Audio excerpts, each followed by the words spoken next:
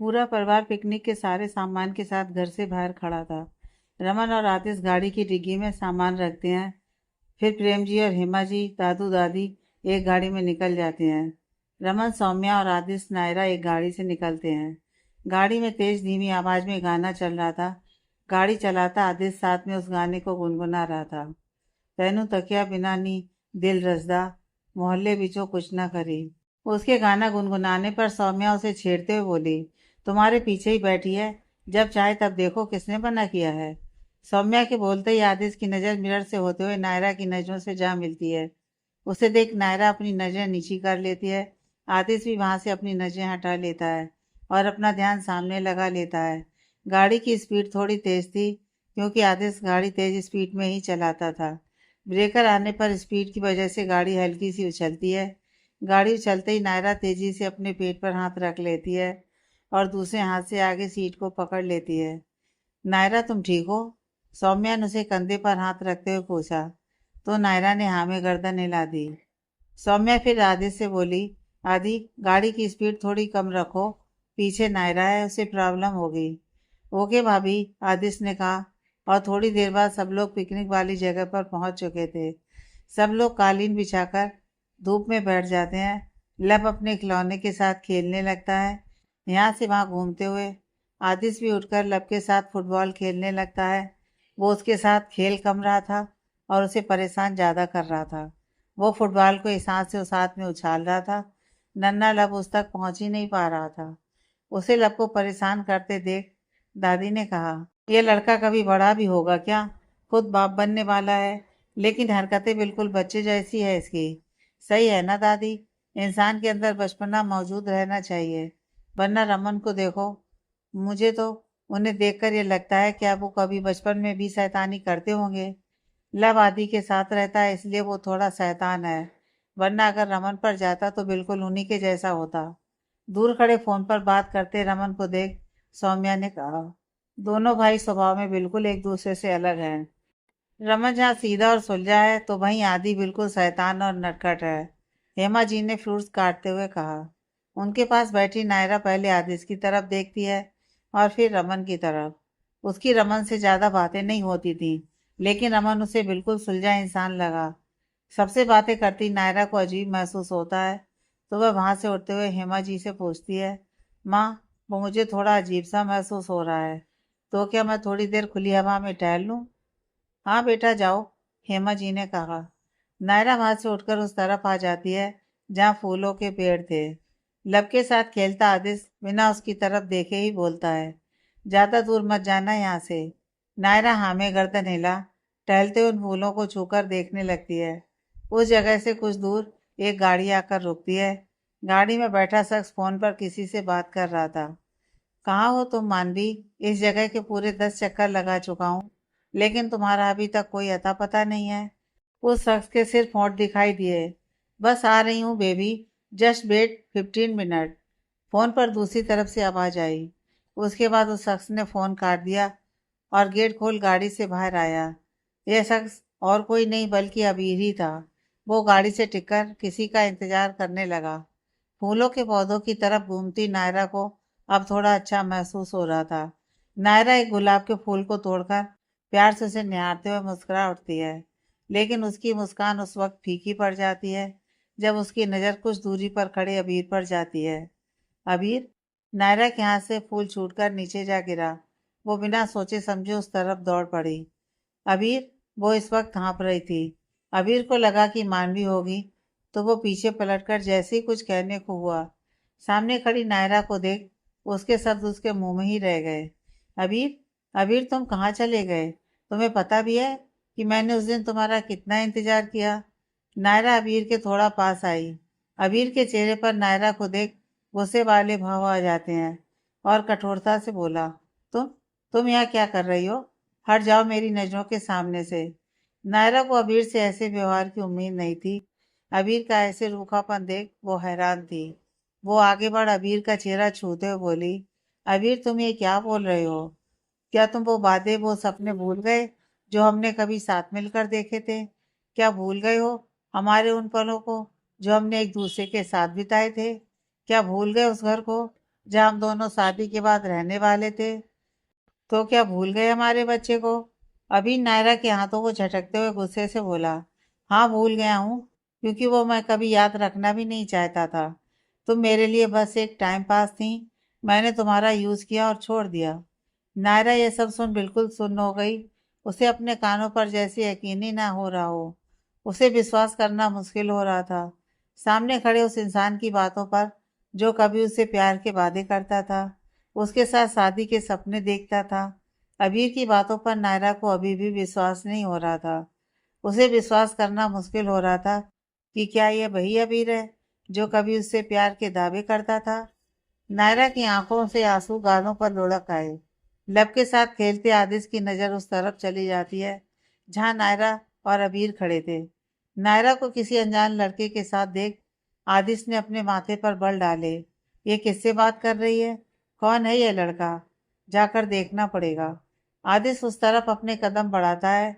नायरा अबीर का कॉलर पकड़ रोते हुए उससे बोली, तुम ये सब झूठ कह रहे हो ना अबीर? तुम्हें सिर्फ मेरे पापा का डर है ना? यकीन करो, मैं तुम्हारे लिए उनसे लड़ जाऊंगी। उन्हें कैसे भी करके मना लूंगी।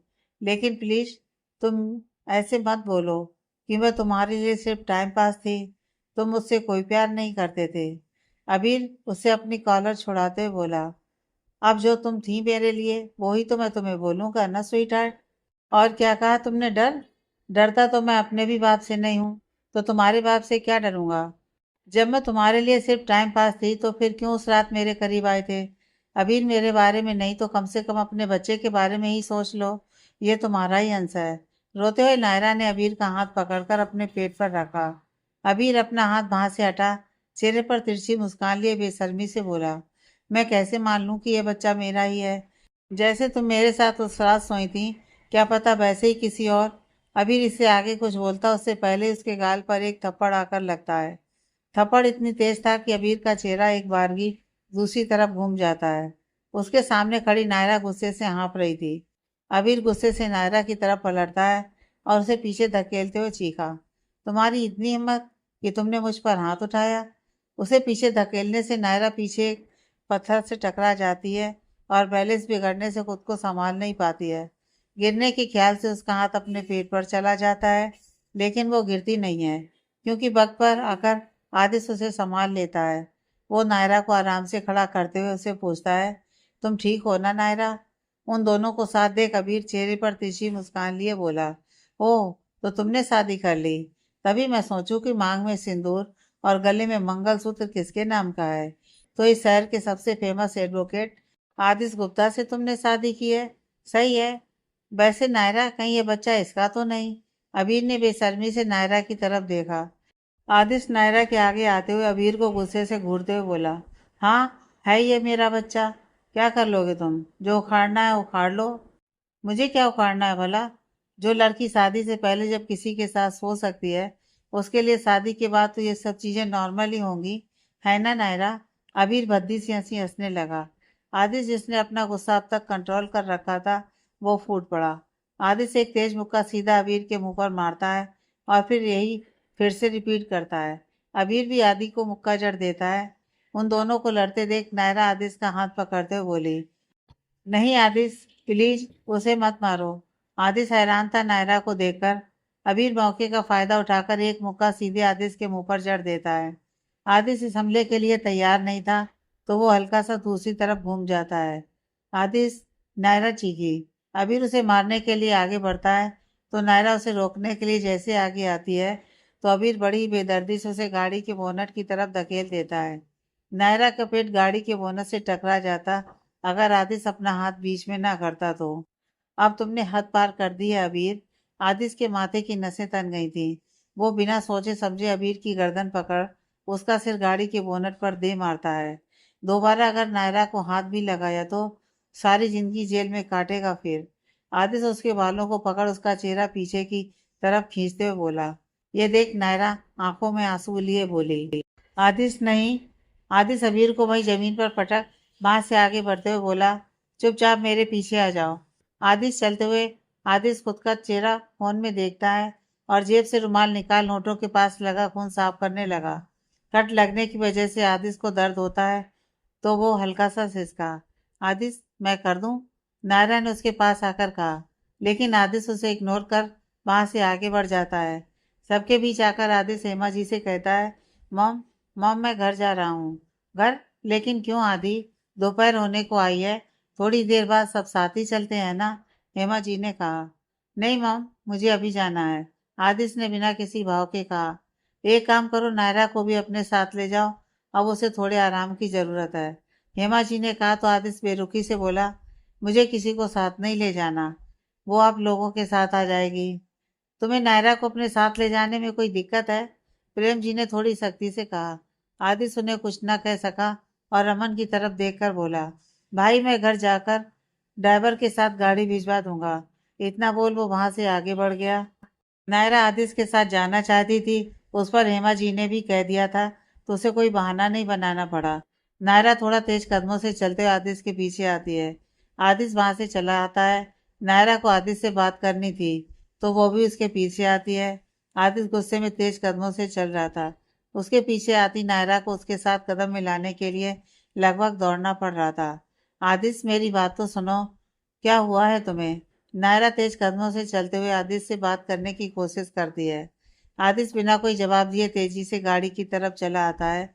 गाड़ी का दरवाजा खोलते हुए वो बिना नायरा की तरफ देखे बोलता है, चुपचाप आकर गाड़ी में बैठ जाओ। नायरा आदिश की तरफ देखते हुए गाड़ी के अंदर बैठ जाती है। उसके बैठते ही आदिश गाड़ी स्टार्ट कर वहां से दूसरी तरफ घुमाता है। रोड की तरफ आते ही आदिश गाड़ी की स्पीड थोड़ी बढ़ा देता है। वो जिस तरीके से गाड़ी की गियर बदल रहा था, नायरा को अब उससे डर लगने लगा था, क्योंकि आदिश इस वक्त गुस्से में था। उसके गियर वाले हाथ की नसें तन चुकी थीं। उसके गुस्से के कारण नायरा कुछ बोल ही नहीं पा रही थी, लेकिन फिर वो हिम्मत कर धीरे से बोली, आदिश, हुआ क्या है? तुम इतने गुस्से में क्यों हो? आदिश नायरा की बात का जवाब देने की बजाय गाड़ी की स्पीड और बढ़ा देता है। गाड़ी की स्पीड बढ़ती देख नायरा डरते हुए बोली, आदिश, तुम ये क्या कर रहे हो? प्लीज गाड़ी की स्पीड थोड़ी कम करो। आदिश के हाथ स्टेयरिंग पर कस जाते हैं, पर तभी अचानक सामने कोई बाइक वाला आ जाता है। उसे देख आदिश तेजी से गाड़ी के ब्रेक मारता है। नायरा, जिसने की सीट बेल्ट नहीं लगाया हुआ था, वो अचानक ब्रेक लगने की वजह से आगे की तरफ टकराती उससे पहले ही आदिश अपना हाथ नायरा के आगे कर देता है। नायरा गाड़ी से टकराने की बजाय आदिश के हाथ से टकराती है। आदिश की हथेली इस वक्त नायरा के कंधे पर थी और नायरा के दोनों हाथ उसके अपने पेट पर थे। आदिश नायरा के हाथों की तरफ एक नज़र देखता है और फिर गाड़ी स्टार्ट कर आगे बढ़ाता है। इस बार गाड़ी की स्पीड नॉर्मल थी। थोड़ी देर बाद वे दोनों घर पहुंच चुके थे। आदिश को देख घर का नौकर बोला, आदिश बाबा, क्या बाकी सब भी आ गए हैं? उनके लिए खाना बनाना है। बाकी सब शाम तक आएंगे, आदिश ने आगे बढ़ते हुए कहा। ठीक है आदिश बाबा, आपके लिए क्या बनाऊं खाने में? नौकर ने पूछा। मेरा मन नहीं है खाना खाने का, आप नायरा के लिए कुछ बना दीजिए, जो भी उसे पसंद हो। इतना बोल अपने पीछे खड़ी नायरा को इग्नोर कर ऊपर की तरफ चला गया। नायरा उसकी तरफ देख रही थी। बहू रानी, आपके लिए क्या बनाऊं खाने में? नौकर ने पूछा तो नायरा ने ऊपर की तरफ देखते हुए जवाब दिया, काका मुझे अभी भूख नहीं है। नायरा ऊपर की तरफ चली आई। नायरा कमरे में आती है। आदिश इस वक्त खिड़की के पास खड़ा था। उसके हाथों में जलती सिगरेट थी। नायरा उसे एक नज़र देख टेबल के रैक से फर्स्ट एड बॉक्स निकालकर उसकी तरफ बढ़ती है। वो कॉटन पर डेटॉल लगाते हुए आदिश की तरफ देखती है। गुस्से में खुद के फेफड़े जलाने से क्या होगा? जिस पर गुस्सा हो उसी पर उतारो। आदिश अभी भी खामोश था। वो सिर्फ सिगरेट की कस लगा रहा था। ये देख नायरा कॉटन हाथ में लिए आदिश की तरफ आती है और जैसे ही कॉटन उसके होठों के पास लेकर आती है, तो आदिश एकदम से उसके हाथ पकड़ लेता है और कठोरता से कहता है, मत करो ये सब नायरा, मैं तुम पर गुस्सा नहीं उतारना चाहता हूँ, लेकिन ऐसा क्या किया है मैंने जिस वजह से तुम इतना गुस्सा हो? क्या मैं अबीर से मिलने गई, तुम इस बात से गुस्सा हो? नायरा ने आदिश की तरफ देखा। आदिश नायरा का हाथ छोड़ते हुए हल्की तेज आवाज में बोला, नहीं, बात सिर्फ इतनी नहीं है कि तुम बिना पूछे उससे मिलने गई, बल्कि बात यह है कि तुमने एक बार अपने बच्चे के बारे में नहीं सोचा। यह नहीं सोचा कि वो तुम्हें या तुम्हारे बच्चे को कोई नुकसान पहुंचा देगा। वो बच्चा जिसके लिए तुम अपनी जान देने वाली थी, जिसकी खातिर तुमने मुझसे शादी कर ली। आदिश की पकड़ नायरा के बाजुओं पर कस गई। तुम्हें उस इंसान की चोट से फर्क पड़ रहा था जिसने तुम्हें धक्का मारते वक्त एक सेकंड भी नहीं सोचा। एक सेकंड में तुम्हें करेक्टर लेस साबित कर दिया। उस कमीने को मारने से रोक रही थी तुम मुझे। क्यों नायरा, क्यों? मैं क्या बेवकूफ़ हूँ जो तुम्हारे लिए इतना सब कर रहा हूँ? उस अनजान लड़की से शादी की मैंने, जो मुझे रात को ब्रिज पर मिली थी। तुम्हें अच्छे से जानता तक नहीं था मैं, लेकिन फिर सिर्फ तुम्हारे बारे में सोचकर तुमसे शादी करने को तैयार हो गया। तुम प्रेग्नेंट हो यह जानकर भी तुम्हें नहीं छोड़ा मैंने। तुम्हारे बच्चे को अपनाया, लेकिन तुमने एक बार भी अपने बच्चे के बारे में नहीं सोचा। जो इंसान तुम्हें धोखा दे सकता है, क्या वो तुम्हें कोई चोट नहीं पहुंचा सकता? तो क्या करती? जानता हूँ उसने मुझे धोखा दिया है, लेकिन क्या करूँ? धोखा तो उसने दिया है ना। मैंने तो उससे सच्चा प्यार किया था, उसे अपना सब सौंप दिया था। यहाँ तक कि उसके लिए मैंने अपना घर तक छोड़ दिया था। लेकिन इसमें मेरी क्या गलती थी आदिश? किसी से प्यार करना कोई गुनाह है? नायरा की आंखों में नमी उतर आई। प्यार करना गुनाह नहीं है नायरा, लेकिन गलत इंसान से करना गुनाह है। क्योंकि हमारी एक गलती हमें बर्बाद करके रख देती है, हमें अपनों से दूर कर देती है। अगर इसे ही प्यार कहते हैं तो अच्छा है कि मुझे कभी किसी से प्यार नहीं हुआ। मैं जैसा भी हूँ, लेकिन आज तक कभी किसी लड़की का गलत फ़ायदा नहीं उठाया है मैंने। और ना ही कभी किसी लड़की से प्यार के झूठे वादे किए हैं मैंने। आदिश ने सधी आवाज़ में कहा। नायरा कुछ नहीं बोलती है सिवाय रोने के। उसे रोते देख आदिश गहरी सांस भरता है और नायरा को आराम से सोफे पर बिठाते हुए बोला, सॉरी तुम पर गुस्सा करने के लिए। अब तुम ये रोना बंद करो और नीचे चलकर खाना खा लो। मॉम ने कहा था कि तुम्हें ज़्यादा देर भूखा नहीं रहना है। नायरा अपनी नमी भरी आंखों से आदिश की तरफ देखती है और बोलती है, तुम इतने अच्छे क्यों हो आदिश? सक्सेना बिला। सुबह के वक्त अभय, कुलदीप जी और दीप्ति जी तीनों बैठकर नाश्ता कर रहे थे। नायरा के जाने के बाद इस घर में खाना जरूर बनता था, लेकिन खाता कोई मन से नहीं था। दीप्ति जी के चेहरे पर तो हमेशा उदासी छाई रहती थी। अभय का भी यही हाल था। खाते वक्त कुलदीप जी अभय की तरफ देखकर बोलते हैं, अभय, आज मिस्टर मित्तल हमारे ऑफिस आने वाले हैं। मिस्टर मित्तल? ये कौन है पापा? अभय ने असमझी के भाव से उसकी तरफ देखा। मित्तल ग्रुप के चेयरमैन और मेरे सबसे अच्छे दोस्त। आज वो हमारे ऑफिस आने वाले हैं तुमसे मिलने। कुलदीप जी ने कहा। मुझसे मिलने? लेकिन क्यों, कोई खास वजह है पापा इसके पीछे? अभय ने कुलदीप जी की तरफ देखा। कुलदीप जी गहरी सांस छोड़ते हुए अभय की तरफ देखते हैं। हाँ, वजह खास ही है। वो चाहते हैं कि तुम उनके घर के दामाद बनो। जब उन्होंने तुम्हें पहली बार उस वक्त प्रेजेंटेशन देते वक्त देखा, उसी वक्त से तुम उन्हें पसंद आ गए थे। वो अपनी बेटी के लिए बिल्कुल तुम्हारे जैसा ही कोई लड़का ढूंढ रहे थे। अभय के हाथ से चम्मच नीचे प्लेट में जा गिरी और वो हैरानी से कुलदीप जी की तरफ देखने लगा। दीप्ति जी भी हैरानी से कुलदीप जी की तरफ देखती हैं। वो और कुलदीप जी दोनों ही काफी अच्छे से जानते थे कि अभय वेदिका से प्यार करता है। अभय ने सिर्फ कुलदीप जी के कहने पर वेदिका से रिश्ता तोड़ा था। दीप्ति जी एक नज़र कुलदीप जी की तरफ देखती हैं। ये आप क्या कह रहे हैं? आप तो जानते हैं ना कि अभय वे। कुलदीप जी उन्हें हाथ के इशारे से रोकते हुए अभय की तरफ देखते हैं। मैं उम्मीद करता हूँ कि तुम मेरी बात का मान रखोगे। नायरा की तरह मेरी इज्जत को मिट्टी में नहीं मिलाओगे। कर सकता हूँ ना मैं तुमसे इतनी उम्मीद? अभय के चेहरे पर इस वक्त कोई भाव नहीं थे। उसे अपने अंदर से कुछ टूटता हुआ महसूस हो रहा था, लेकिन फिर खुद को संभाले चेहरे पर फीकी सी मुस्कान लिए बोला, क्यों नहीं पापा? अगर माँ बाप बच्चों से उम्मीद नहीं करेंगे तो फिर किससे करेंगे? मैं उनसे मिलने के लिए तैयार हूँ। मुझे तुमसे यही उम्मीद थी अभय। कुलदीप जी ने हल्का सा मुस्कुराकर कहा।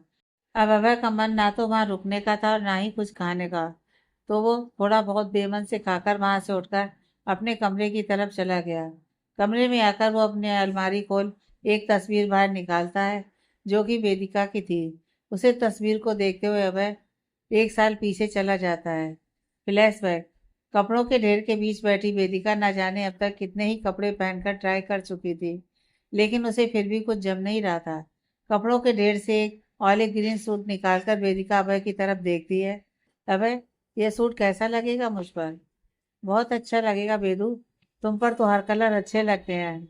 अब तुम प्लीज जल्दी से तैयार हो जाओ प्लीज। अभय अपने हाथ में बंधी घड़ी की तरफ देखता है। वेदिका सूट उठाकर चेंजिंग रूम की तरफ भागती है। बस 10 मिनट अभय। थोड़ी देर बाद वो तैयार होकर बाहर आती है और अभय के सामने आकर खड़ी होते हुए बोली, मैं कैसी लग रही हूँ अभय? अभय वेदिका के करीब आता है और उसकी आंखों से अपनी उंगली पर काजल लेकर उसके कान के पीछे लगाते हुए मुस्कुराकर बोला, बिल्कुल मेरी बीवी जैसी। उसके ऐसा करने पर वेदिका मुस्कुरा उठी। थोड़ी देर बाद दोनों कमरे से निकल हॉल की तरफ आते हैं। हॉल में वेदिका के माँ बाप बैठे थे। वेदिका की माँ मुस्कुराकर अभय की तरफ देखती हैं। दोनों साथ में कितने अच्छे लगते हो। आराम से जाना बेटा। अभय उनकी तरफ देख हल्का सा मुस्कुरा देता है। उनके जाने के बाद वेदिका की माँ आंखों में चमक भरते हुए बोली, बस एक हमारी वेदिका की शादी समय से हो जाए, फिर तो हमारी ऐसी ऐसा है। सुधर जाओ भाग्यवान, इतना लालच करना ठीक नहीं है। अब एक अच्छा लड़का है हमारी वेदिका के लिए। अपने लालच में उन दोनों का रिश्ता खराब करने की कोशिश मत करना।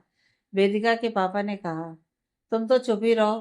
तुमने दिया ही क्या है हमें? एक छोटा सा घर और वो महीने के 40,000 तनख्वाह। अपना ज्ञान अपने पास ही रखो। वेदिका की माँ मुंह को बिगाड़ते हुए वहां से चली गईं। वेदिका के पापा कुछ नहीं कर सके सिवाय अपना सिर झटकने के। अभय और वेदिका सक्सेना विला पहुंच चुके थे।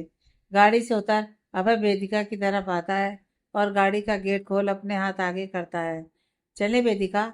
वेदिका अभय के हाथ में अपना हाथ रख गाड़ी से बाहर आती है और उसके साथ चलने लगती है। दरवाजे के करीब आने पर अभय को अपने हाथ पर वेदिका की पकड़ कसती महसूस होती है, तो वो उसकी तरफ देखता है। वेदिका क्या हुआ? सब ठीक है ना? वेदिका उसकी तरफ देख अपनी पलकें झपका देती है। मैं ठीक हूँ अभय, बस वो थोड़ी सी नर्वस हूँ। कुछ नहीं होगा, मैं हूं ना। अभय उसका हाथ पकड़े घर के अंदर चला आया। अंदर कुलदीप जी बैठे हुए अपने मैनेजर से कुछ बात कर रहे थे। अभय वेदिका का हाथ पकड़ उनकी तरफ आता है और फिर उसका हाथ छोड़ कुलदीप जी से बोला, पापा मुझे आपसे कुछ बात करनी है। बोलो। कुलदीप जी फाइल पर साइन करते हुए बोले। पापा वो कुछ जरूरी बात है। अभय मैनेजर की तरफ देखता है। कुलदीप जी आखिरी फाइल साइन कर मैनेजर को देते हुए बोले, तुम जा सकते हो। मैनेजर वहां से चला गया। उसके जाने के बाद कुलदीप जी अभय के पीछे खड़ी वेदिका की तरफ देखते हैं। ये लड़की कौन है अभय? पापा ये वेदिका है, मैं इससे प्यार करता हूँ। अभय ने अपनी बात कह दी। यह सुन कुलदीप जी हैरानी से उसकी तरफ देखते हैं और सीढ़ियों से नीचे उतरती दीप्ति जी के कदम वहीं थम जाते हैं। अभय वेदिका को कुछ इशारा करता है तो वेदिका आगे आकर कुलदीप जी को नमस्ते करती है। कुलदीप जी एक नज़र वेदिका की तरफ देखते हैं। तुमने कभी बताया नहीं इसके बारे में हमें। पापा वो मुझे डर था कि कहीं आप मना कर देंगे रिश्ते के लिए। अभय ने कहा। कुलदीप जी हल्का सा मुस्कुराए।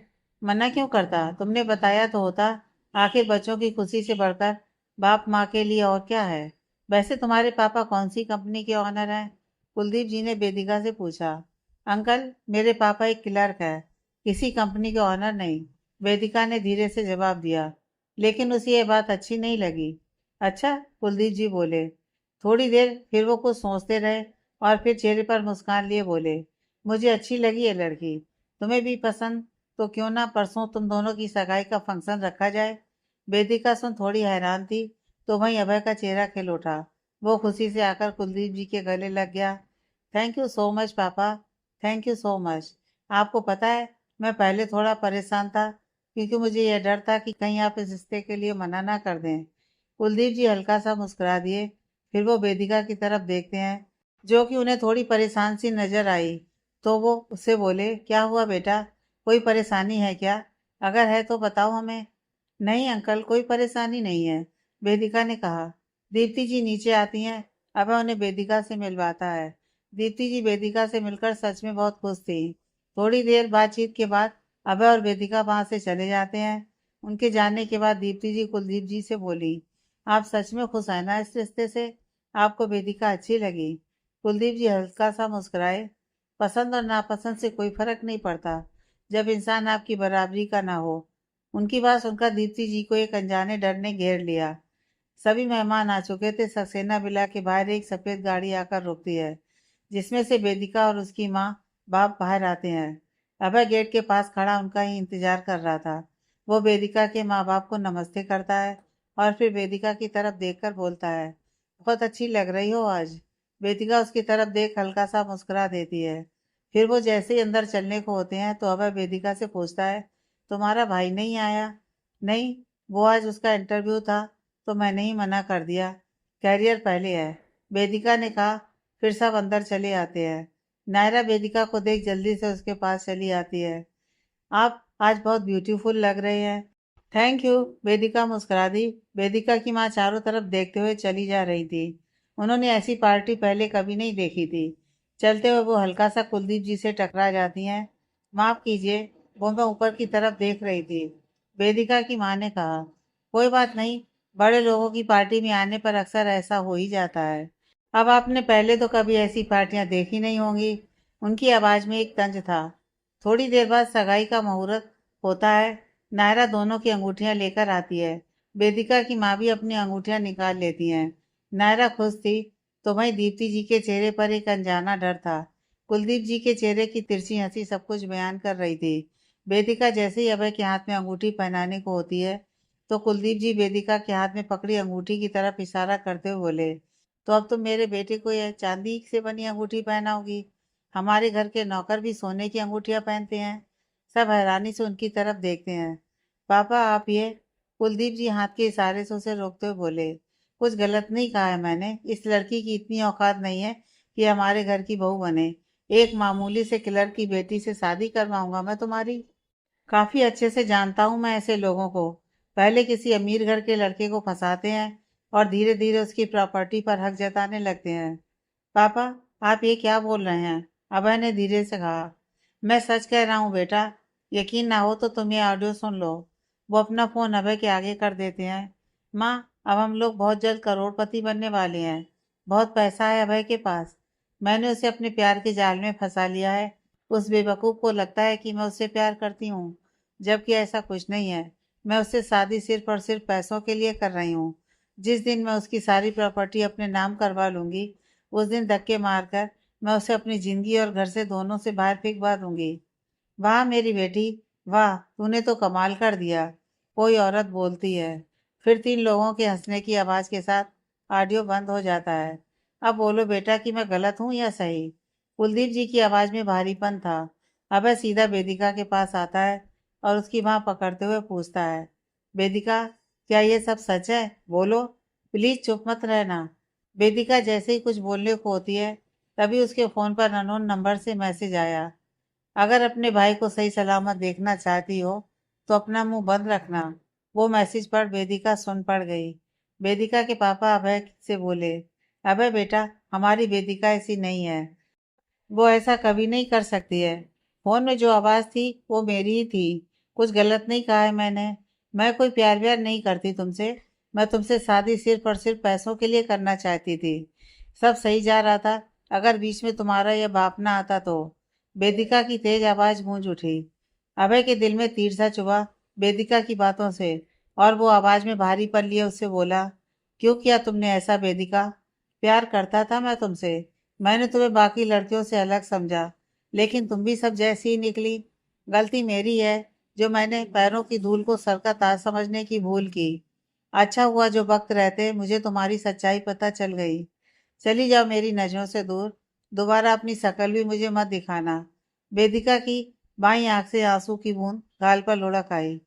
वर्तमान में वेदिका की तस्वीर हाथ में लिए बैठे अभय की आंखों से आंसू गाल पर लुढ़क आए। उसने वेदिका की तस्वीर को अपने सीने से लगा लिया। नताशा, मुकुल और आदिश इस वक्त कोर्ट की कैंटीन एरिया में बैठे हुए थे। आदिश कॉफी के साथ आराम से सैंडविच खाते हुए सामने बैठे मुकुल और नताशा को देख रहा था। दोनों के चेहरे आज मुरझाए हुए से लग रहे थे। आदिश कॉफी का कप सामने टेबल पर रखते हुए बोला, क्या हुआ? तुम दोनों के चेहरे पर बारात क्यों बज रहे हैं? घर वालों ने मारकर कूटकर कोर्ट भेजा है क्या? अब क्या बताऊं, मेरे डैड ने एक लड़का पसंद किया है मेरे लिए। उनके बिजनेस पार्टनर दोस्त का बेटा है। नताशा ने उखड़े मुंह से कहा, तो इसमें बुरा क्या है? कभी ना कभी तो शादी करनी ही है। आदिश ने सैंडविच का टुकड़ा खाया। नताशा उसकी तरफ देख अजीब तरीके से मुस्कुराई। अच्छा तो क्या तुम तैयार हो मिस्टर आदिश गुप्ता? मैं कैसे तैयार हो सकता हूँ भला? मैं एक शादीशुदा आदमी हूँ, ऊपर से भाभी बनने वाला हूँ ना। कोई चांस नहीं है बालिके। आदिश ने अपनी मुंडी हिलाई। तो फिर ज्यादा ज्ञान मत दो। मैं उस लड़के को जानती नहीं, कभी उससे मिली भी नहीं, और ना ही उसका चेहरा देखा है। अब डैड चाहते हैं कि मैं आज रात उसके साथ डिनर पर जाऊं। How it possible? नताशा ने रोनी सी शक्ल बना ली। उसका अलग ही दुख है। खैर श्रीवास्तव, तेरा भी बता दे, तुझे भी क्या वेदिका छोड़कर चली गई है क्या? आदिश ने अपनी नजर नताशा से मुकुल पर टिकाई। इससे अच्छा छोड़ दे तो बढ़िया है। मुझे लगता है हमारे रिश्ते में एफर्ट सिर्फ मेरी तरफ से ही है, उसकी तरफ से मुझे कुछ लगता ही नहीं है। वो साथ भले ही मेरे रहे, लेकिन ऐसा लगता है कि उसका दिमाग और दिल कहीं और है। मुकुल ने थोड़ा गंभीर होकर कहा। दोनों की बात सुनने के बाद आदिश दोनों की तरफ देख स्माइल करते हुए बोला, बढ़िया, बहुत बढ़िया। अब आया ना कहानी में ट्विस्ट। अब तुम दोनों को पता चलेगा कि एक अनजान शख्स के साथ कैसे रहा जाता है। बड़े ज्ञान देते हो ना मुझे। अब तुम भी मेरी वाली ही जिंदगी जियोगे। वाह भगवान, मेरे दिल की कितनी जल्दी सुनते हैं ना। आदिश, तुम कितने कमीने इंसान हो। नताशा इस बार रो पड़ी। नायरा को 5 मंथ कंप्लीट हो चुके थे। अब उसका पेट दिखने लगा था।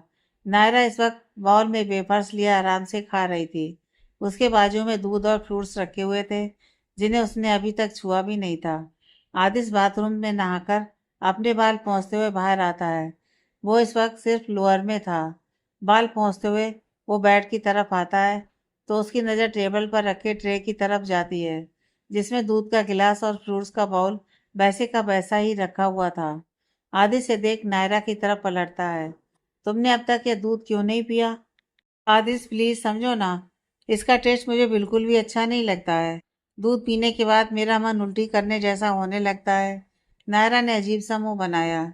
और ये फ्रूट्स, इनके लिए क्या बहाना है तुम्हारे पास? आदिश ने टॉवल साइड चेयर पर फेंक दिया। नायरा अब क्या बोले? आदिश उसके हाथ से वेफर्स का बाउल लेते हुए बोला, यह बेकार चीजें अच्छी लगती हैं तुम्हें? चाहे जितनी खिला दो। अपने साथ साथ बच्चे की भी हेल्थ बिगाड़ना चाहती हो क्या? आदिश ने उसके हाथ में फ्रूट्स का बाउल थमा दिया। चुपचाप ये खत्म करो अभी, वो भी मेरे सामने। बस मुझे सिर्फ 2 चिप्स दे दो, मैं सच में ये सब खा लूंगी। नायरा ने आतिश के हाथ में मौजूद बाउल की तरफ देखा। बिल्कुल नहीं, तुम ऑलरेडी बहुत जंक खा चुकी हो। अब तुम्हें कुछ नहीं मिलेगा। चुपचाप ये फ्रूट्स खाओ। आदिश ने थोड़ी सख्ती से कहा। प्रेगनेंसी में मूड स्विंग्स होते हैं। नायरा के साथ भी ऐसा ही हो रहा था। आदिश का उसे मना करना अच्छा नहीं लगता है, तो वो फ्रूट्स के बाउल को नीचे फेंकते हुए चिल्लाई, नहीं खाना मुझे ये सब। तुम्हें समझ नहीं आता क्या? नायरा की इस हरकत पर आदिश को गुस्सा आता है, तो वो वेफर्स का बाउल उसके सामने रखते हुए तेज आवाज में बोला, लो खा लो ये सब जंक फूड। अगर इनसे भी पेट ना भरे तो बता देना, मैं और ले आऊंगा बाहर से। ये सब खाकर बीमार ही तो होना है ना तुम्हें, तो हो जाओ, मुझे क्या। तुम्हारे अच्छे की बात तो वैसे भी तुम्हें आजकल समझ ही कहाँ आती है। आदिश गुस्से में टी शर्ट पहन वहां से चला आया। रात के करीब 9 बज रहे थे। मौसम सुहावना था। रमन इस वक्त लब को अपने साथ लिए गार्डन में घूम रहा था। उसे देख आदिश उसी तरफ चला आया। उसके चेहरे को देख रमन को पता चल गया कि वो गुस्से में है। तो रमन बॉल को लब को देते हुए बोला, लब बेटा तुम खेलो थोड़ी देर, मुझे चाचू से कुछ बात करनी है। ओके। लब बॉल लिए खेलने लगा। क्या हुआ? मूड क्यों बिगड़ा हुआ है तेरा? रमन ने उससे पूछा। और किसकी वजह से बिगड़ सकता है भाई? वन एंड ओनली वही तो एक है। उसे हेल्दी चीजें खाने को बोलो तो मुंह फुलाकर बैठ जाती है। मुझसे प्यार से करने वाली लड़की अब मुझसे तेज आवाज में बात करती है। कभी कभी तो मुझ पर चिल्ला तक देती है। मैंने अभी उसे चिप्स खाने से मना किया तो पता है आपको कि उसने क्या किया? उसने फ्रूट्स का बाउल नीचे फेंक दिया। हर वक्त उसे सिर्फ जंक फूड खाना होता है। मैं तंग आ गया हूँ भाई, उसके हर पल बदलते मूड के आगे। कभी कभी तो मन करता है कि उसे वहीं ब्रिज के पास छोड़ आऊं। आदिश ने गुस्से और चिढ़के भाव से कहा। रमन उसकी तरफ मुस्कुराने लगा। उसे मुस्कुराते देख आदिश और भी चिढ़ गया। अब आप भी भाई मेरी हालत का मजाक बना रहे हो ना? भाई नहीं, मैं तुझ पर नहीं हंस रहा हूँ। देखो आदिश, एक प्रेग्नेंट लेडी को मूड स्विंग होते हैं, कभी ज्यादा तो कभी कम। सौम्या को तो बहुत ज्यादा होते थे। कभी कभी तो मुझे आधी रात को उठकर उसके लिए कुछ बनाना पड़ता था। उसे भी वो कभी कभी नहीं खाती, क्योंकि मन नहीं होता फिर खाने का।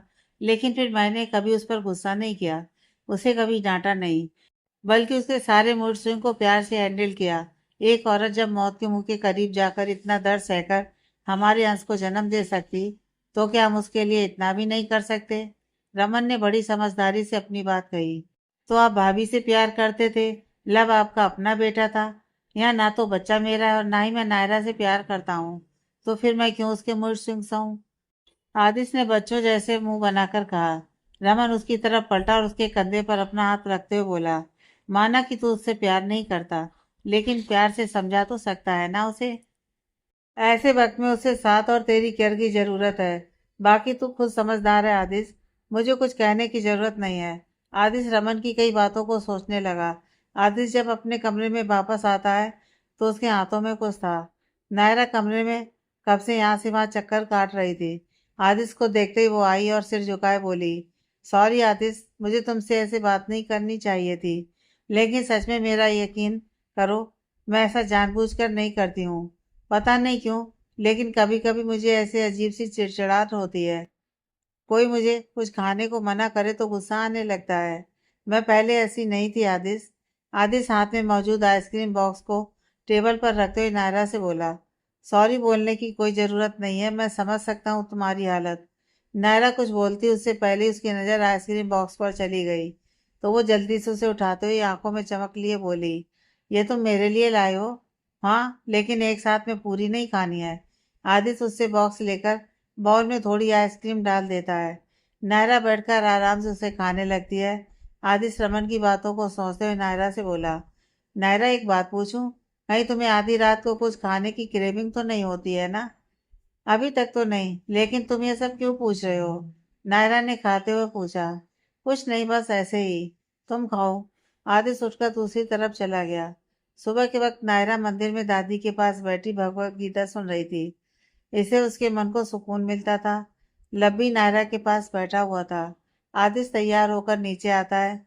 मंदिर से आती दादी की तेज आवाज सुन वो जोर से बोला, दादी, क्या आपने अब प्रवचन सुनाने भी शुरू कर दिए हैं? चुप कर नालायक, तुझे क्या पता भगवत गीता के बारे में? मैं तेरे बच्चे के लिए ये सब कर रही हूँ ताकि वो बुद्धिमान पैदा हो। दादी ने आदेश को झिड़क दिया। हाँ, जैसे वो अपने साथ एमबीबीएस या आईआईटी की डिग्री लेकर ही आएगी या आएगा। लेकिन फिर भी कोई फायदा नहीं है, क्योंकि मैं अपने बच्चे को लॉयर ही बनाऊंगा। आदिश मंदिर की तरफ चला आया। ये डिग्री बिग्री का मुझे नहीं पता, लेकिन अभिमन्यु चक्रव्यूह तोड़ना अपनी माँ के पेट से ही सीखा था।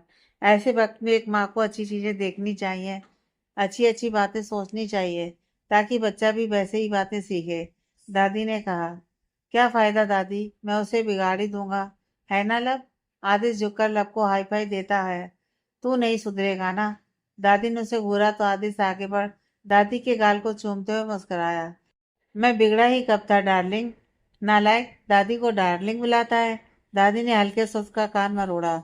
उसकी हरकत देख नायरा मुस्कुरा उठती है। फिर वो वहां से उठने की कोशिश करती है। नायरा नीचे बैठी थी और अब उससे उठा नहीं जा रहा था। वो एक हाथ को फर्श पर टिकाए उठने की कोशिश करती है, लेकिन फिर भी उसे उठा नहीं जाता है। ये देख आदिश उसकी तरफ आकर अपने दोनों हाथ उसके आगे कर देता है। नायरा आदिश के हाथों को पकड़े उठकर खड़ी हो जाती है और वहां से हॉल की तरफ चली आती है। कुछ देर बाद सब लोग मिलकर नाश्ता कर रहे थे। नाश्ता करते हुए हेमा जी आदि से बोली, आदि बेटा, आज नायरा को डॉक्टर के पास लेकर जाना है चेकअप के लिए। हमारे फैमिली डॉक्टर का कल रात फोन आया था मेरे पास। उन्होंने कहा था कि वो नायरा के कुछ टेस्ट करना चाहते हैं, तो तुम नायरा को हॉस्पिटल ले जाना। मैं चला जाऊंगा मॉम, आदिश ने शांति से जवाब दिया। थोड़ी देर बाद दोनों हॉस्पिटल जाने के लिए तैयार थे। आदिश अपना सीट बेल्ट लगाते हुए नायरा से बोला, सीट बेल्ट लगा लो नायरा। नायरा के सीट बेल्ट लगाने के बाद आदिश गाड़ी आगे बढ़ाता है। आदिश बिल्कुल शांति से गाड़ी चला रहा था। नायरा गाड़ी की स्पीड को देख रही, जो कि काफी कम थी।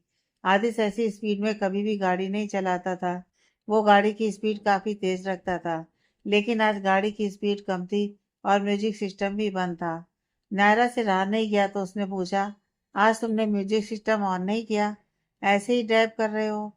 ऊपर से गाड़ी की स्पीड भी काफी नॉर्मल है। तुम्हारे मूड स्विंग की वजह से तुम्हें चिड़चिड़ापन हो सकता है म्यूजिक की आवाज़ से, और स्पीड इसलिए कम है ताकि तुम्हें कोई प्रॉब्लम ना हो। आदिश ने नायरा की तरफ देखा। आदिश को खुद की परवाह करते देख नायरा मन ही मन मुस्कुरा उठी। थोड़ी देर बाद दोनों हॉस्पिटल पहुंच चुके थे। अंदर आकर आदिश लिफ्ट की तरफ बढ़ जैसे ही बटन प्रेस करने को होता है, तभी नायरा उसका हाथ पकड़ लेती है। आदिश वो आदिश उसके आगे बोलने का इंतजार करते हुए अपने आईब्रो उचकाता है। कुछ नहीं, नायरा ने आदिश का हाथ छोड़ दिया। आदिश बटन प्रेस कर लिफ्ट के अंदर आता है। नायरा अभी भी बाहर ही खड़ी थी, तो आदिश उससे बोला, अंदर क्यों नहीं आ रही तुम? वो मैं आ रही हूँ। नायरा लिफ्ट के अंदर आती है। हालांकि वो इस वक्त हल्की हल्की कांप रही थी।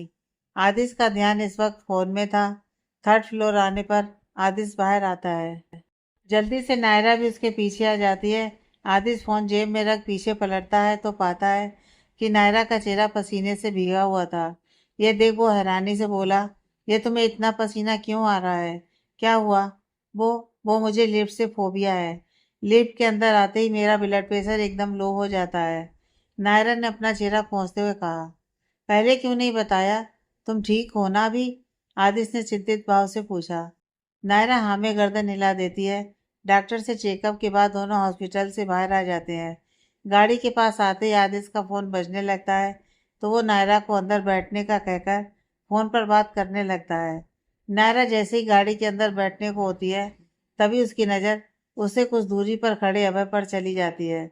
उसे देख नायरा का चेहरा हल्का सा खिल उठा। भैया!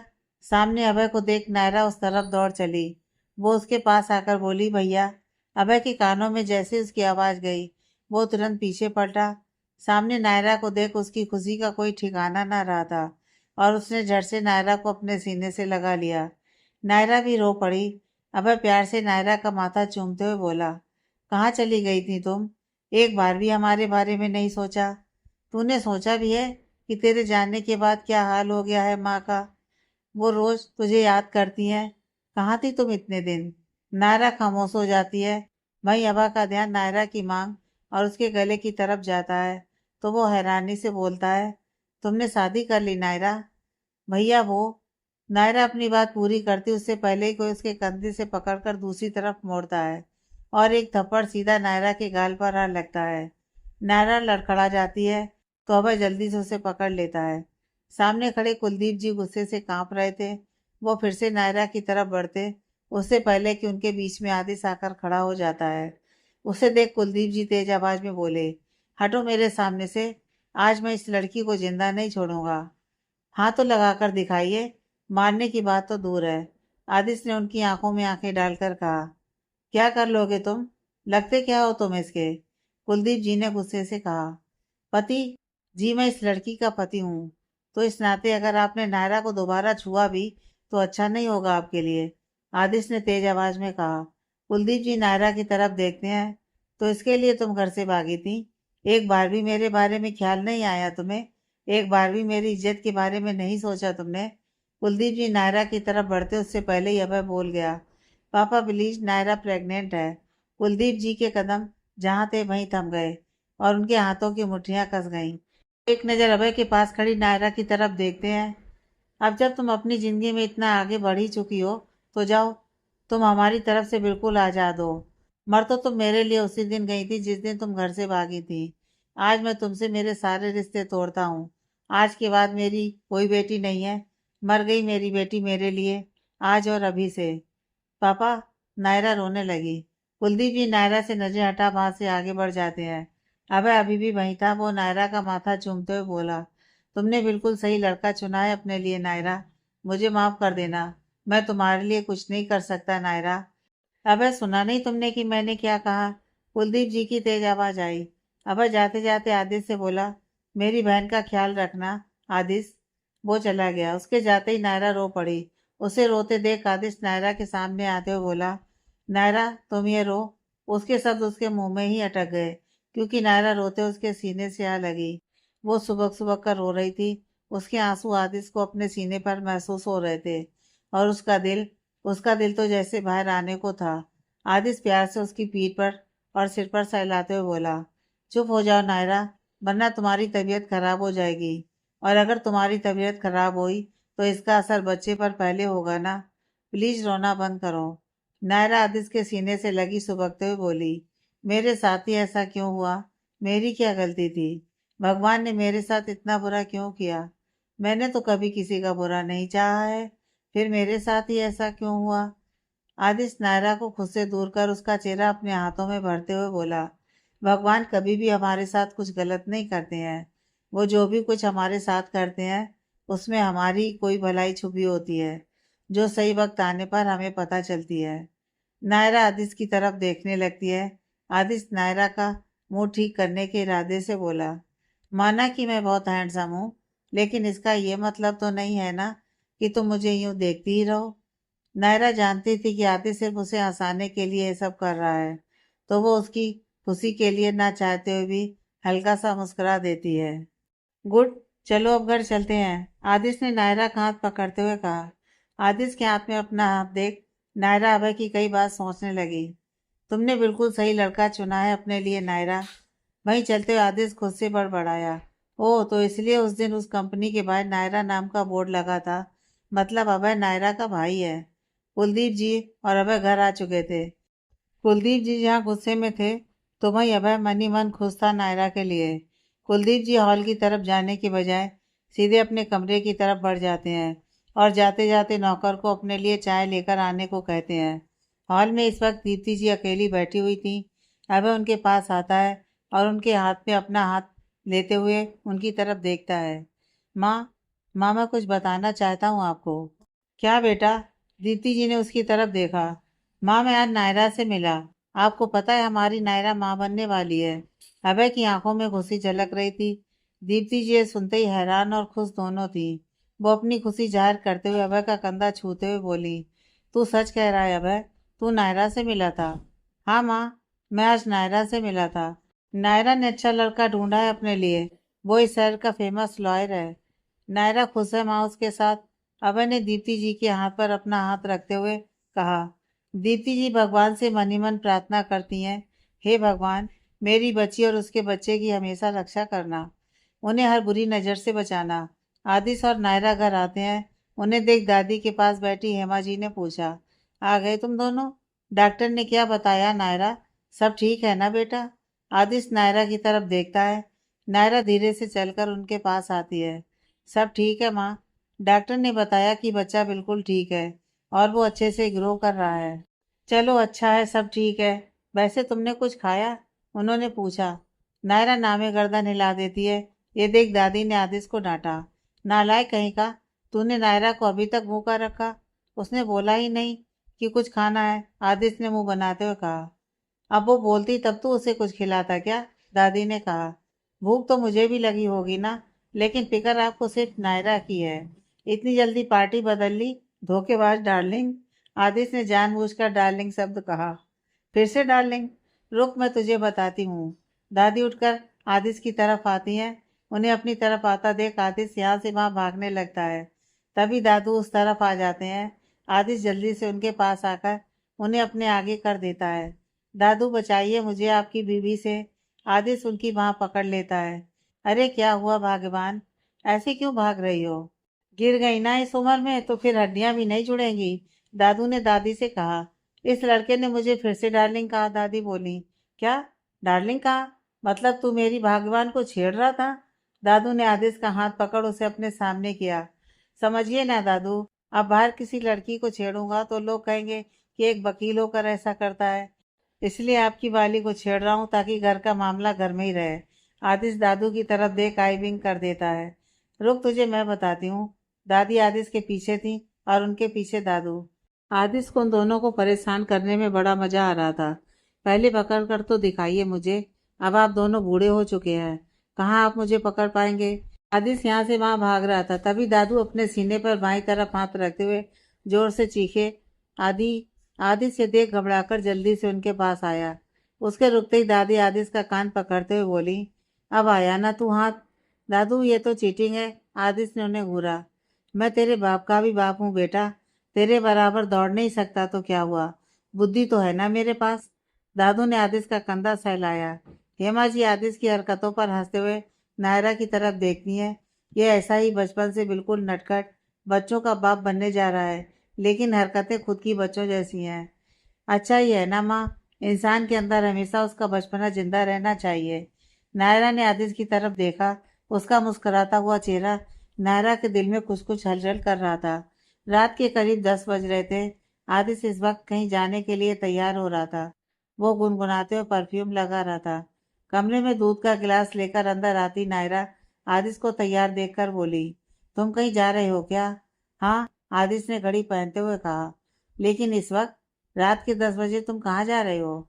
नायरा ने पूछा। एक दोस्त की बर्थडे पार्टी है, बस उसी में जा रहा हूँ। आदिश बेड पर बैठ अपने जूते पहनने लगा। नायरा उससे थोड़ी दूरी बनाकर बैठते हुए बोली, डैड को पता चलेगा तो तुम्हें डांटेंगे। नहीं पता चलेगा, क्योंकि मैं गेट से नहीं बल्कि बालकनी से जाऊंगा। और तुम डैड को बताओगी नहीं, इतना तो मुझे विश्वास है। आदिश बेड से उठ खड़ा हुआ। अपना ध्यान रखना, और ये बालकनी का डोर लॉक कर लेना। मेरे जाने के बाद मैं जब वापस आऊंगा तो तुम्हें कॉल कर लूंगा। आदिश बालकनी की तरफ बढ़ते हुए बोला। ये आदिश बिना सच में डांट खाने लायक ही काम करता है। नायरा उठकर अपनी दवाइयों को ढूंढने लगती है। दूध पीकर वो दवाई ले लेती है। दवाइयों के असर के कारण उसे जल्दी नींद आ जाती है। बालकनी का दरवाजा खुला ही था। आधी रात हो चुकी थी। आदि सभी घर नहीं आया था। दवाइयों के असर के कारण नायरा गहरी नींद में सो रही थी। बालकनी के बाहर कोई साया दिखाई देता है, जो कि अंदर की तरफ चला आता है। नायरा आराम से सो रही थी। इस वक्त उसका एक हाथ अपने पेट पर था। वो साया चलकर बेड के करीब आता है। उसका चेहरा मास्क से कवर था, लेकिन उसकी आंखें अंधेरे में भी चमक रही थीं। उसकी आंखों में किसी को पाने की लालसा साफ साफ दिखाई दे रही थी। वो सोई हुई नायरा की तरफ हल्का सा झुका। बहुत खूबसूरत हो तुम, बिल्कुल किसी परी की तरह। ऐसा लगता है अगर तुम्हें किसी ने जरा सा भी छू लिया तो तुम मैली हो जाओगी। लेकिन छूना तो तुम्हें पड़ेगा ही ना। मगर मेरे अलावा तुम्हें कोई और नहीं छू सकता है। बहुत जल्द मैं तुम्हें हमेशा के लिए अपना बना लूंगा। मैं और तुम, हम दोनों एक साथ रहेंगे। कोई तीसरा हमारे बीच नहीं आएगा। अगर आया भी तो वो जिंदा नहीं बचेगा। उसकी आवाज में गुस्सा था। उसका ध्यान नायरा के पेट की तरफ जाता है तो वो आंखों में नफरत लिए बोला। ये बच्चा, इसे तो मैं सबसे पहले खत्म करूंगा। सही वक्त आने पर नायरा की एक फोटो अपने फोन में लेकर वो साया वहां से वापस चला गया। रात के करीब 3 बजे आदिश घर आता है। वो वैसे ही बालकनी से अंदर आता है जैसे गया था। ऊपर आकर वो बालकनी के उस दरवाजे की तरफ आता है जो कि कमरे में खुलता था। अपना फोन निकालते हुए आदिश जब गेट को स्लाइड करता है तो गेट खुल जाता है। ये देख आदिश अंदर आते हुए बोला, नायरा ने गेट लॉक नहीं किया। सोफे पर बैठ वो अपने जूते निकालने लगता है। जूते निकाल वो कवर्ड की तरफ बढ़ता है। बेड के पास आने पर उसे अजीब सी स्मेल आती है। यह स्मेल तो कोई मेल परफ्यूम की है। ऐसी स्मेल मैंने पहले भी महसूस की है, लेकिन कहाँ। आदिश अपना सिर खुजाते हुए बोला, पागल हो गया हूँ मैं। शराब मेरे सर पर चढ़ गई है शायद। इस कमरे में मेरे अलावा और कौन मर्द आएगा। आदिश कवर्ड से अपने कपड़े निकाल चेंजिंग रूम की तरफ बढ़ गया। कपड़े बदल वो बाहर आता है। उसकी नज़र सोई नायरा की तरफ जाती है, जो कि सोते हुए भी बहुत प्यारी लग रही थी। प्रेगनेंसी ग्लो उसके चेहरे पर साफ नजर आ रहा था। आदिश उसके चेहरे की तरफ देखते हुए हल्का सा मुस्कुराया। सोते हुए भी कितनी प्यारी लग रही है। कोई कैसे इतनी प्यारी लड़की को धोखा दे सकता है। मैं तो कभी ना दूं। इसके पापा ने इस पर हाथ उठाया। हाउ, वो कैसे कर सकते हैं ऐसा। नायरा का चेहरा इतना मासूम है ना, इसे तो डांटने तक का मन नहीं करता है। मारना तो दूर की बात है। आदिश को नायरा के लिए बुरा लग रहा था। कंबल नायरा के ऊपर से हल्का सा हट गया था तो आदिश झुककर उसे अच्छे से उड़ा देता है। नायरा को कंबल उड़ा आतिश जैसे ही हटने को हुआ, तभी नायरा चीखते हुए उठकर बैठ गई। उसका चेहरा पसीने से भीगा हुआ था। नायरा, क्या हुआ। आदिश झट से नायरा के पास बैठ गया। आदिश, वो। नायरा अपने पेट पर हाथ रखे आदिश के सीने से चिपक गई। वो जोर जोर से सांस ले रही थी। आदिश ने उसे खुद से दूर नहीं किया, बल्कि उसका सिर सहलाते हुए आराम से बोला, क्या हुआ नायरा, तुम ठीक हो ना। क्या कोई बुरा सपना देखा तुमने। आदिश, वो मैंने देखा कि जैसे कोई मेरे बच्चे को मारना चाहता है। कोई साया कोई साया था कमरे में, जो मेरे पीछे पड़ा है और मेरे बच्चे को मारना चाहता है। नायरा ने डर से हाँफते हुए कहा। आदिश उसके चेहरे से पसीना पोंछ उसकी तरफ पानी का गिलास बढ़ाते हुए बोला, ऐसा कुछ नहीं हुआ है नायरा, वो बस एक सपना था। तुम पानी पियो। नायरा पानी का एक घूंट पीकर गिलास वापस रख देती है। उसका हाथ और उसकी नजरें अपने पेट पर थीं। उसके चेहरे पर डर अभी भी कायम था। यह देख आदिश उसके दोनों हाथों को अपने हाथ में लेते हुए बोला, रिलैक्स नायरा, कुछ नहीं हुआ। कमरे में कोई नहीं है। यह सिर्फ तुम्हारा बुरा सपना था और कुछ नहीं। तुम सो जाओ आराम से। मैं हूं ना यहाँ। मेरे रहते कोई तुम्हें नुकसान कैसे पहुंचा सकता है। तुम सो जाओ, मैं यहीं हूँ। नायरा लेट जाती है। आदिश उसके पास ही बैठा हुआ था। नायरा को अजीब लग रहा था तो वो आदिश से बोली, आदिश, क्या मैं तुम्हारा हाथ पकड़ कर सो सकती हूँ प्लीज। मुझे अजीब लग रहा है थोड़ा। ऑफ कोर्स पकड़ सकती हो। तुम सो जाओ आराम से, मैं यहीं हूँ। आदिश नायरा का हाथ कसकर पकड़ लेता है। थोड़ी देर बाद नायरा सो चुकी थी। आदिश उसके पास बैठा उसके चेहरे को निहार रहा था। नायरा के सो जाने के बाद आदिश धीरे से अपना हाथ नायरा के हाथ से हटाता है और उसे कम्बल उड़ा वहां से बालकनी की तरफ आ जाता है। इस वक्त उसके दिमाग में कुछ चल रहा था। वो बालकनी के डोर को स्लाइड करते हुए बाहर की तरफ चला आता है। वहां आकर वो अपनी बंधी हुई रस्सी की तरफ देखता है। जब मैं वापस आया था तो रस्सी नीचे की तरफ थी, जबकि मैं तो रस्सी को ऊपर की तरफ फेंक कर गया था।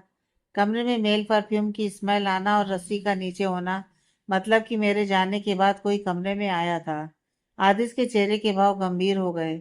सुबह के वक्त सभी बैठकर नाश्ता कर रहे थे। आदिश का ध्यान इस वक्त खाने पर ना होकर कहीं और ही था। वो प्लेट में चम्मच घुमाते हुए कुछ सोच रहा था। रमन उसके चेहरे पर उभरते भाव को देखकर बोला, आदि क्या हुआ? तुम काफी परेशान नजर आ रहे हो। कोई बात है क्या? सबकी नजर आदिश की तरफ चली जाती है। सबको अपनी तरफ देखता पाकर आदिश कहता है, कुछ नहीं, बस वो एक केस के बारे में सोच रहा था। ऐसी कोई बात नहीं है। नायरा आदिश के चेहरे की तरफ देखकर मन ही मन सोचती है, कहीं आदिश मेरी वजह से परेशान तो नहीं है। आदिश इस वक्त शांति से बैठा कोई फाइल रीड कर रहा था। तभी नायरा कमरे में आती है। वो आदिश की तरफ आती है और उससे बोलती है, आदिश एक बात पूछूं तुमसे? हाँ। आदिश बिना नायरा की तरफ देखे ही बोला, कहीं तुम मेरी वजह से तो परेशान नहीं हो ना? उस दिन पापा ने जो कुछ। आदिश नायरा की बात बीच में काटते हुए बोला, ऐसा कुछ नहीं है। मैं तुम्हारी वजह से तो बिल्कुल भी परेशान नहीं हूँ। और वैसे भी मैं तुम्हारी वजह से क्यों परेशान होऊंगा? तुम इन सब के बारे में ज्यादा सोचो मत और ना ही ज्यादा स्ट्रेस लो। खाओ पियो और स्ट्रांग रहो, because it's good for you and your baby. मैं सिर्फ खा पी ही रही हूँ पिछले 5 महीनों से। अगर ऐसे ही खाती रही तो 9 महीनों तक तो मैं पता नहीं कितनी मोटी हो जाऊंगी। नायरा ने अपने चेहरे को छुआ, जो कि इस वक्त थोड़ा भरा भरा हो चुका था। आदिश उठकर नायरा की तरफ आता है और जैसे ही अपने हाथ उसकी कमर के पास लेकर आता है तो नायरा एकदम पीछे हटते हुए बोली, क्या कर रहे हो? तुम रुको तो, पहले एक जगह फिर बताता हूँ। आदिश नायरा की कमर को अपने हाथों से नापते हुए बोला। फिर वो अपने हाथों से नायरा के कमर का साइज उसे बताते हुए बोला, 26। क्या लगता है तुम्हें, क्या इस 26 इंच की कमर के पेट के साथ बेबी सरवाइव कर पाएगा? क्यों नहीं कर पाएगा? वो बस एक छोटा बच्चा है, उसे ज्यादा जगह की जरूरत नहीं है। कमर 26 हो या 36, बेबी हर जगह अच्छे से ग्रो करता है। और वैसे भी जिस तरह से दादी मुझे हर वक्त खिलाती रहती हैं, उस तरह से तो वो दिन दूर नहीं जब मेरी कमर कमर से कमरा बन जाएगी। नायरा ने अपनी कमर को छूते हुए कहा, अच्छा ही है ना? तो फिर मैं तुम्हें मिनी पांडा बुलाऊंगा। आदिश ने नायरा के गाल खींच दिए। नायरा आदिश का हाथ हटाते हुए मुंह बनाकर उसकी तरफ बढ़ते हुए बोली, तुम्हें तो मैं। हाँ, उसका पैर स्लिप हो गया। आदिश देर न करते उसे कमर से पकड़ लेता है। गिरने के डर से नायरा आदिश की शर्ट को कसकर पकड़ लेती है। आगे की कहानी नेक्स्ट पार्ट में।